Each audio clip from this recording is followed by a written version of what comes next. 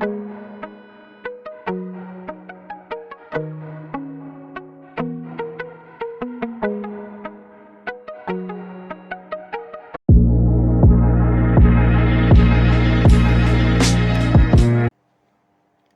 दोस्तों, बहुत बहुत स्वागत है आप सभी का आपके अपने चैनल टारगेट एट 1 पे। मैं हूं अमृता और आज हम डिस्कस करने वाले हैं इम्पॉर्टेंट क्वेश्चन की सीरीज़ जो आप सभी के जूनियर और प्राइमरी सुपर टेट के लिए बेहद ही इम्पॉर्टेंट है।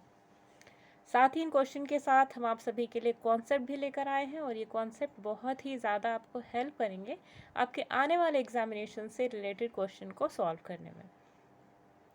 तो दोस्तों चलिए बढ़ते हैं वीडियो में आगे की तरफ, लेकिन आगे बढ़ने से पहले एक जनरल इन्फॉर्मेशन आप सभी दोस्तों के लिए कि अगर आप भी हमारे साथ मिल करके जूनियर और प्राइमरी सुपर टेट की प्रिपरेशन करना चाहते हैं तो ज़रूर जुड़े हमारे यूट्यूब चैनल टारगेट एट 1 से।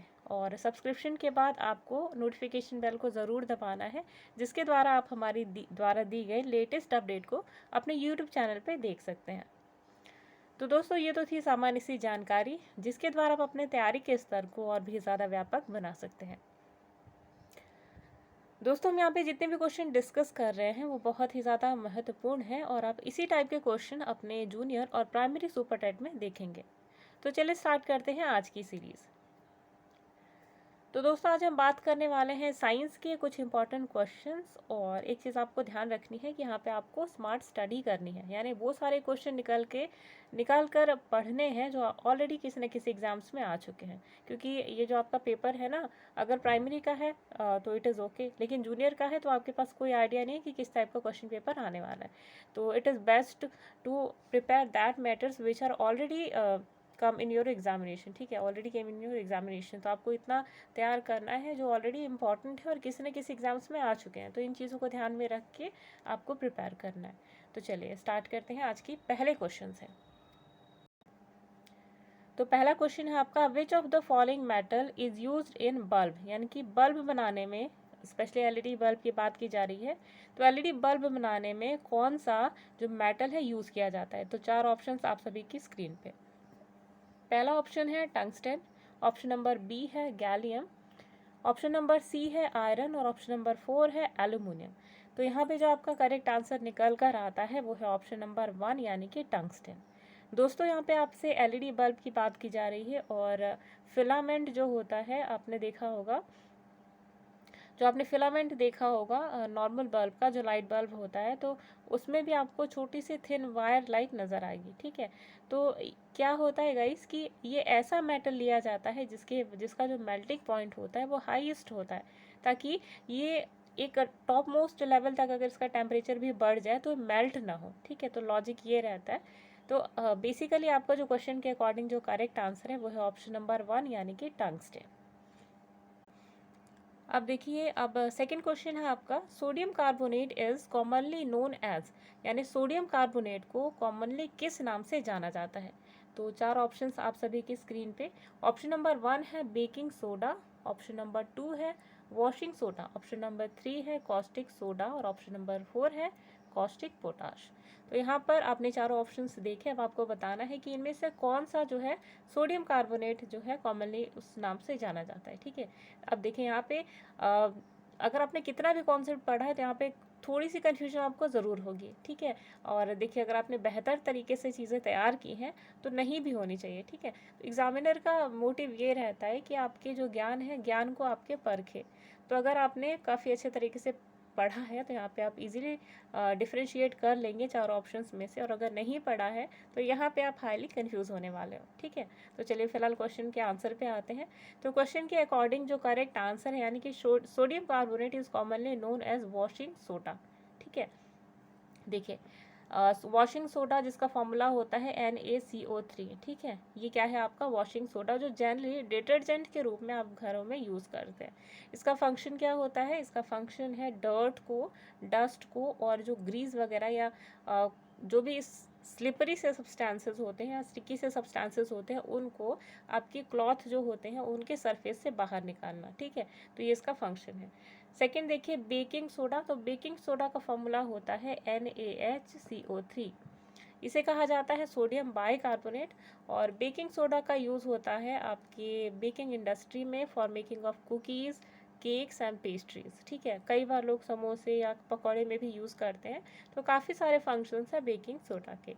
नेक्स्ट देखिए कॉस्टिक सोडा। तो कॉस्टिक सोडा को NaOH के नाम से जाना जाता है। ठीक है, NaOH जो कि एक स्ट्रॉन्ग बेस है और इसका फंक्शन जो है इंडस्ट्रीज़ में किया जाता है for the making of chemicals. ठीक है, और लास्ट देखिए कॉस्टिक पोटाश। तो कॉस्टिक पोटाश जिसे KOH के नाम से जाना जाता है, ठीक है, जो इसका फॉर्मूला है। तो KOH जो है इसका फंक्शन क्या होता है, ये सोप, डिटर्जेंट और फर्टिलाइजर्स बनाने के लिए इस्तेमाल किया जाता है। तो आपने यहाँ चारों ऑप्शंस देखे और चारों के बीच में जो डिफरेंस था इसे भी समझा। तो मेरे ख्याल से जो क्वेश्चन है आप सभी को क्लियर हुआ होगा। क्वेश्चन के अकॉर्डिंग जो करेक्ट आंसर है वो है ऑप्शन नंबर 2 यानी कि वॉशिंग सोडा।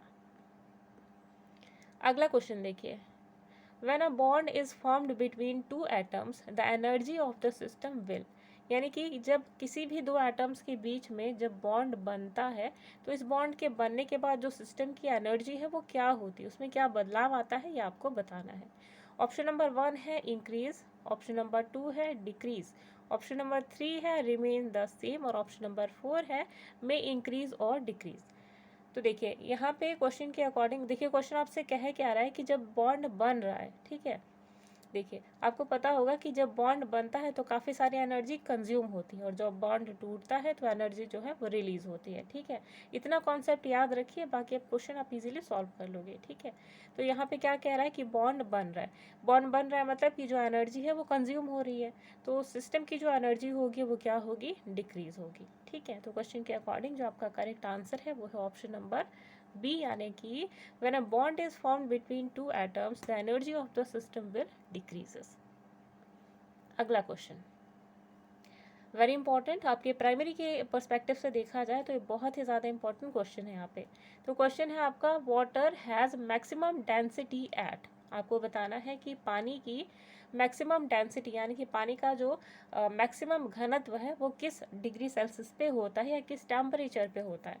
तो ऑप्शन नंबर 1 है 100 डिग्री सेल्सियस, ऑप्शन नंबर 2 है 0 डिग्री सेल्सियस, ऑप्शन नंबर 4 है 4 degree sorry option number C है 4 डिग्री सेल्सियस और ऑप्शन नंबर 4 है 273 डिग्री सेल्सियस। तो यहाँ पे जो करेक्ट आंसर आपका निकल कर आता है यानी कि वाटर की जो मैक्सिमम डेंसिटी है ये होती है आपकी 4 डिग्री सेल्सियस पे। ठीक है, कई लोग कंफ्यूज होंगे कि ठीक है वाटर बॉयल होता है 100 डिग्री सेल्सियस पे तो यहाँ पे लीस्ट डेंसिटी होगी, ठीक है, और 0 डिग्री सेल्सियस पे आइस में कन्वर्ट हो जाता है तो यहाँ पे मैक्सिमम डेंसिटी होगी। तो नो गाइस, 4 डिग्री सेल्सियस यानी कि 4 डिग्री सेल्सियस पे ही मैक्सिमम डेंसिटी पाई जाती है। ठीक है, क्योंकि 0 डिग्री सेल्सियस पे पहुँचने से पहले ये 4 डिग्री सेल्सियस पे जो एटम्स हैं वाटर के बहुत ज़्यादा क्लोजर आ जाते हैं और इसी कारण जो डेंसिटी है वो बढ़ जाती है। ठीक है, अगला देखिए, if cream is removed from the milk its density, यानी कि जो कई सारे प्रोसेसेस होते हैं जिनसे कि मिल्क जो होता है वो निकाला जाता है, सॉरी मिल्क से क्रीम को एक्सट्रैक्ट किया जाता है, अलग किया जाता है, निकाला जाता है। ठीक है, तो अगर किसी भी दूध में से मलाई निकाल ली जाए तो उसके घनत्व यानी कि उसकी डेंसिटी में क्या बदलाव देखने को मिलेगा। तो चार ऑप्शंस आप सभी की स्क्रीन पे, ऑप्शन नंबर 1 है मे इंक्रीज और डिक्रीज, ऑप्शन नंबर बी है may increase, option number C है रिमेन्स द सेम और ऑप्शन नंबर 4 है डिक्रीजेस। तो यहाँ पे देखिए, जब भी देखिए मिल्क में जो क्रीम होती है, क्रीम के अंदर जो मैक्सिमम सब्सटेंस होता है वो होता है घी, यानी कि एक तरीके से आप कहोगे तो आपको एक सॉल्ट टाइप का नज़र आएगा। ठीक है, तो जब भी मिल्क के अंदर क्रीम प्रेजेंट होता है तो उसकी डेंसिटी मैक्सिमम होती है। ठीक है, और जब क्रीम निकाल दी जाती है तो जो डेंसिटी होती है वो कम हो जाती है। तो आपसे पूछा जा रहा है कि जब क्रीम निकाल दी जाती है दूध में से तो उसकी डेंसिटी क्या होती है, तो डेंसिटी डिक्रीज होती है। ठीक है, और क्वेश्चन के अकॉर्डिंग जो आपका करेक्ट आंसर है वो ऑप्शन नंबर डी। अगला क्वेश्चन ये बहुत ज़्यादा इजी भी और टफ भी है, अगर आपने इसे एक बार भी पढ़ा है तो आपके लिए वेरी इजी है और अगर आपने इसे नहीं पढ़ा तो यहाँ पे आप हाईली कंफ्यूज होने वाले हो। ठीक है, देखो क्वेश्चन नंबर नेक्स्ट है आपका, the value of Avogadro's number is, यानी कि एवोगैड्रो नंबर की जो वैल्यू है वो क्या है। ऑप्शन नंबर 1 है 6.023 × 10⁻²2, ऑप्शन नंबर बी है 6.023 इंटू 10⁻23। ऑप्शन नंबर सी है 6.023 इंटू 10⁻24। ऑप्शन नंबर 4 है 6.023 इंटू 10⁻25। अब देखिए हाईली कन्फ्यूजिंग कंडीशन है। अगर आपने ये पावर्स को भी अगर आपने रिमेंबर नहीं किया तो आपको जो पावर है इनको रिकॉग्नाइज करने में काफ़ी ज़्यादा दिक्कत का सामना करना पड़ सकता है। तो फिलहाल देखिए यहाँ पे जो करेक्ट आंसर है आपका, the value of Avogadro's number is, option number B is your correct answer, यानी कि the value of Avogadro number is 6.023 into 10⁻23 is your correct answer. अगला क्वेश्चन देखिए, sea water is saltier than rain water because, यानी कि जो समुद्र का पानी होता है वो बहुत ज़्यादा खारा होता है as compare to rain water, यानी कि बारिश का पानी। ठीक है, बारिश के पानी से ज़्यादा खारा समुद्र का पानी होता है। तो ऐसा क्यों होता है? तो चार ऑप्शंस आप सभी के स्क्रीन पे। ऑप्शन नंबर 1 है the air around the sea is saltish sorry. Option number 2 is sea beds या sea bats have salt producing mines. Option number C है sea animals are salt producing. और option number 4 है rivers wash away salt from earth and pour them into the sea. तो यहाँ पे जो question के according आपका करेक्ट आंसर बनता है वो है ऑप्शन नंबर डी, यानी कि option number D is your correct answer. तो इसके पीछे लॉजिक क्या है गाइस? देखिए, जो रेन वाटर होता है, जब भी बारिश होती है या कोई भी ऐसा पानी होता है जो चारों तरफ से आकर के समुद्र में मिलता है नदियों के सहारे, ये तो आपको कॉन्सेप्ट पता होगा कि सारी नदियाँ अलग अलग जगहों से पानी ले आ करके समुद्र में लेके गिराती हैं। ठीक है, अब सोचिए कॉन्सेप्ट क्या है। देखिए, जब भी बारिश होती है तो जो बारिश का पानी है ये कई सारे रॉक्स जो होते हैं उनके ऊपर पड़ते हैं, और क्योंकि रेन वाटर एसिडिक होता है तो जो मेटल्स होते हैं सॉल्ट के अंदर, ये वाटर उन्हें भी बहा ले जाता है और बहा करके वो नदियों में मिलाता है, और वहाँ से पानी सीधे आपके जो सी वाटर है उनमें जा कर के मिल जाता है। तो इस कारण जो होता है, मेटल्स के मिलने के कारण ही जो सी वाटर होता है वो उसमें सॉल्ट का जो कंटेंट है वो बहुत ज़्यादा हो जाता है। ठीक है, तो यही बेसिक कॉन्सेप्ट है, और क्वेश्चन के अकॉर्डिंग आपका correct answer option number D है। आगे देखिए, अगला क्वेश्चन है, in addition to hydrogen the other abundant element present on sun surface is, यानी कि जो सन की सरफेस है यानी सूरज की जो सरफेस है उस पे हाइड्रोजन तो क्या है, मोस्ट अबंडेंट एलिमेंट है। 91% के करीब में हाइड्रोजन पाया जाता है सन की सरफेस पे। ठीक है, ये तो पहला अबंडेंट एलिमेंट है। इसके अलावा दूसरा कौन सा है अबंडेंट एलिमेंट जो कि सन के सरफेस के ऊपर पाया जाता है, ये आपसे क्वेश्चन पूछ रहा है। तो ऑप्शन नंबर 1 है आपका हीलियम, ऑप्शन नंबर 2 है नियॉन, ऑप्शन नंबर 3 है आर्गन, और ऑप्शन नंबर 4 है ऑक्सीजन। ठीक है, तो क्वेश्चन के अकॉर्डिंग जो आपका करेक्ट आंसर है वो है ऑप्शन नंबर 1, यानी कि हीलियम। अभी हमने बात की कि जो हाइड्रोजन होता है ये बहुत ही ज़्यादा यानी कि 91% के करीब में प्रेजेंट होता है और सन की सरफेस पे। उसके बाद जो सेकेंड मोस्ट अबंडेंट एलिमेंट होता है दैट इज़ हीलियम। और यही दोनों एलिमेंट जो होते हैं स्टार के अंदर बहुत ही ज़्यादा मात्रा में प्रेजेंट होते हैं, और आपको पता होगा कि sun is also kind of star. ठीक है, तो ये कॉन्सेप्ट आपका यहाँ होता है। अच्छा, इन चारों ऑप्शंस की बात करी जाए तो ये सभी प्रेजेंट होते हैं लेकिन बहुत थोड़े थोड़े अमाउंट में। ठीक है, मतलब बेसिकली 91% के करीब में अगर आप देखेंगे तो प्रेजेंट होता है आपका हाइड्रोजन। ठीक है, हीलियम प्रेजेंट होता है आपका 2 से लेके 2.5% के करीब में, और बाकी में पॉइंट समथिंग में दोनों ऑप्शंस प्रेजेंट होते हैं। ठीक है, चलिए अगला क्वेश्चन देखिए। तो अगला क्वेश्चन है, the total energy of revolving electron in an atom is, यानी कि जब एक इलेक्ट्रॉन रिवॉल्व कर रहा है, रोटेट कर रहा है, तो उसके अंदर जो एनर्जी है वो एटम की उस एटम के अंदर जो एनर्जी है वो कितनी होगी। ठीक है, सॉरी, क्वेश्चन आपसे पूछ रहा है कि total energy of revolving electron in an atom is, यानी कि एक इलेक्ट्रॉन है जो कि एक ऑर्बिट में रोटेट कर रहा है न्यूक्लियस के किनारे, तो इस रिवॉल्विंग इलेक्ट्रॉन की जो एनर्जी है टोटल एनर्जी वो क्या होगी। तो आपको चार ऑप्शंस आप सभी की स्क्रीन पे। ऑप्शन नंबर 1 है can not be negative, option number B है can have any value above 0, option number C है कैन नेवर बी पॉजिटिव, और ऑप्शन नंबर 4 है can never be will always be positive. ठीक है, तो यहाँ पे जो आपका करेक्ट आंसर है वो बनता है ऑप्शन नंबर सी, यानी कि कैन नेवर बी नेगेटिव। अब देखिए इसके पीछे लॉजिक क्या है।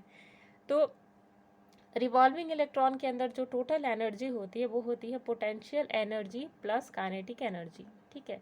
अच्छा, अब काइनेटिक एनर्जी का फॉर्मूला होता है हाफ एम वी स्क्वायर। तो स्क्वायर होने के कारण, ठीक है, ये स्क्वायर होने के कारण ये कभी नेगेटिव नहीं हो सकता, लेकिन पोटेंशियल एनर्जी जो है वो पोटेंशियल एनर्जी हमेशा नेगेटिव ही रहती है। अच्छा, इसके पीछे एक्सप्लेनेशन क्या है देखिए, आपकी स्क्रीन पे एक्सप्लेनेशन है, यानी total energy of electron is potential energy plus kinetic energy. और पोटेंशियल एनर्जी जो इलेक्ट्रॉन की होती है ये हमेशा नेगेटिव होती है, क्योंकि यहाँ पे जो रिएक्शन होता है न्यूक्लियस और इलेक्ट्रॉन का यहाँ पे देखने को मिलता है, और इसी कारण जो इसका मैग्नीट्यूड है वो लगातार चेंज होता रहता है, ठीक है। और इसके पास जो मैग्नीट्यूड है वो ग्रेटर अमाउंट में होता है। अब देखिए, जो काइनेटिक एनर्जी है वो हमेशा पॉजिटिव ही रहेगी, क्योंकि यहाँ पे वेलोसिटी का स्क्वायर है, ठीक है। तो ये नेगेटिव है और ये पॉजिटिव है, तो इसी कारण क्या होता है कि जो एनर्जी है, total energy of revolving electron is always negative, ठीक है। तो ये क्वेश्चन के अकॉर्डिंग जो आपका करेक्ट आंसर है ये है ऑप्शन नंबर सी। अगला क्वेश्चन देखिए, ये लास्ट क्वेश्चन है आज की सीरीज का। तो लास्ट क्वेश्चन है, German silver N alloy does not contain the metal, यानी कि जर्मन सिल्वर नाम का एक एलॉय होता है, ठीक है। इस एलॉय में कौन सा एलिमेंट प्रेजेंट नहीं है, आपको ये बताना है। तो चार ऑप्शंस आप सभी की स्क्रीन पे। ऑप्शन नंबर 1 है निकल, ऑप्शन नंबर बी है जिंक, ऑप्शन नंबर सी है कॉपर, और ऑप्शन नंबर 4 है सिल्वर।